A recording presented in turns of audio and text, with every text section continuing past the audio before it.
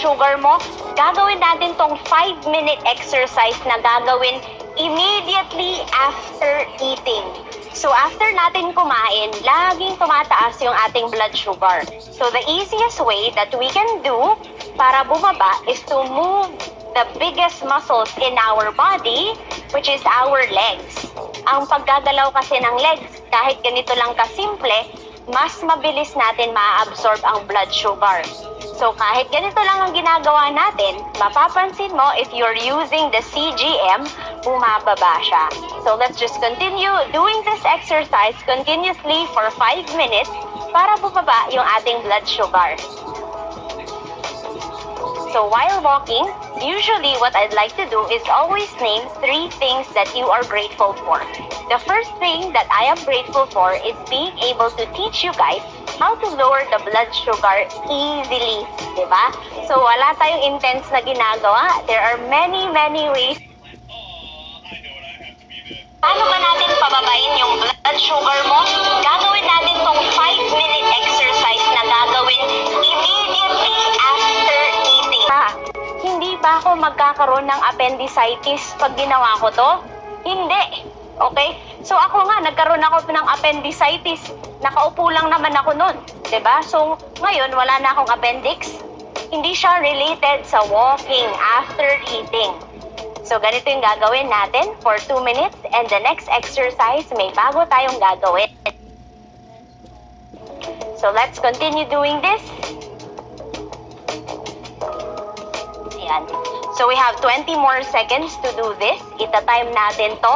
Huwag kang tatamarin, huwag kang hihingalin. Gagawin lang natin to ng 5 minutes total. Ayan. So how are you guys feeling? Feeling good? Feeling مزايا أكثر مع باقات 5G بلس المنزلية من زين. لا يفوت. Ayan, I love it. Nice to hear from you guys. Tuloy-tuloy lang natin siya. Ayan. The next exercise na gagawin natin is to move our arms. Same yung leg. Okay? Same yung leg na gagalaw dun sa side ng arms. So this will also teach you coordination.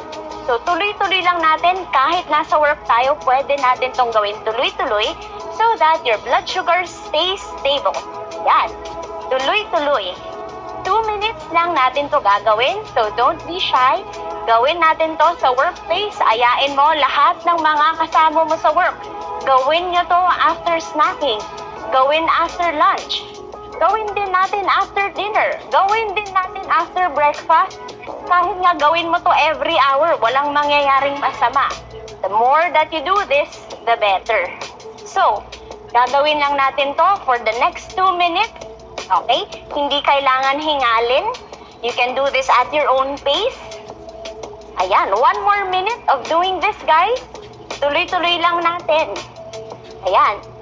Side to side. Up. Okay. If you're more advanced, pwede mo naman tong gawin ng mas mabilis. Pero dun sa mga una pa lang, you can do this slowly. Hindi kailangan ganito kabilis. But do it with a smile. Ayan. And 1, 2. Ang saya, di ba? Very easy and very effective. The more consistent that you can do this, the lower your blood sugar will be. Ayan. You can even do this habang nagbabantay ka ng mga kids. Habang nagbabantay ka na kumukulo yung sinaing mo. Habang nagluluto ka. Diba? Habang naghihintay ng Zoom meeting. Pwede mo din tong gawin. So, tuloy-tuloy lang natin. We have and 7 and 6 and last 5, 4, 3, 2, and 1. Down to the last minute of our exercise to regulate your blood sugar. Ito yung gagawin natin, backward and forward. So, ganito natin siya gagawin, and backward, and forward, and backward, and forward. Ang dali, di ba? And forward. You can also step like this, and backward, and forward, and backward, and forward. mo. So what we're doing is we want to circulate the entire blood dun sa ating, nalilito na siya. Backward and forward. Yan. 30 more seconds, guys. And forward.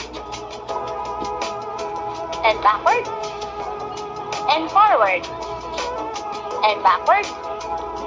And forward. And backward. And forward. Last 10 seconds. And forward. And backward. And forward. Ayan! So actually, these 5-minute workouts, pwede mong ulit siyang gawin ng 2 times para maging 10 minutes. Gawa kami ng series where we'll be teaching you paano gawin yung mga simple exercises to lower your blood sugar. Like, follow, and share, lalo na sa friends and family mong mataas yung blood sugar. That's it for today.